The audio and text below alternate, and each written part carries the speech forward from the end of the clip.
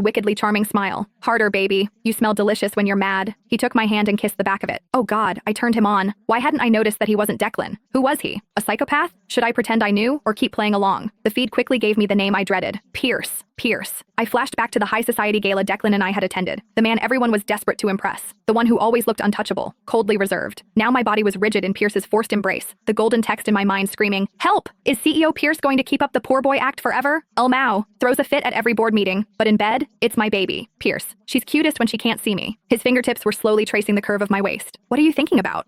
I vividly recalled the night. He was standing under a huge crystal chandelier in a bespoke suit. I'd approached him with a champagne flute, ready to make polite conversation, and he hadn't even given me a glance. He'd completely blown me off. I remembered the girl next to me snickering. Who is that? Doesn't she know him? Don't bother. Pierce hates attention seekers. Declan had quickly come to my rescue, wrapping an arm around me and announcing, "This is my fiancée, Anya." The other guests' looks of envy and jealousy had been sweet. Declan came from a powerful, old money family in this city. I distinctly remembered Pierce's stare as he looked over at Yusit was laced with a chilling mix of disdain and mockery. After that, I kept my distance from Declan's powerful friend, but by some cursed coincidence, he always seemed to be around. Whenever Declan and I were having fun, Pierce would sit quietly in the corner, reading documents, never joining in. I remember telling Declan, "Your friend is such a poser," critiquing quarterly reports in a karaoke bar. Declan just laughed. Knowing the tension between us, he never forced us to interact more than necessary. Everyone knew the city's Prince Pierce seemed to despise me. Someone had once asked him why. I heard he'd coldly said I was too much of a siren and looked unstable, like a fox trying to sneak into the henhouse. Later, everyone assumed he only liked pure women, sending him a parade of ingenues, all of whom he promptly sent packing. Declan had recounted the story to me like a funny anecdote. I never thought that man would turn out to be a homewrecker, a modern-day Icarus, flying too close to the flame of another man's marriage. The more I thought about it, the angrier I got. A siren? Unstable? When had I ever been anything but polite and proper? Just because I wore a dress and smiled at a party, I was a fox? In a fit of indignant rage, I kicked him clean off the bed. Caught completely off guard, Pierce landed on the floor with a muffled grunt. He sounded genuinely surprised. "Baby, was my performance not up to standard?" "It was awful," I snapped back, thoroughly annoyed. "MC's legs are so hot. The villain has had 2 months of this. What a score. Not even foot models have feet that nice. Wait a minute. 2 months.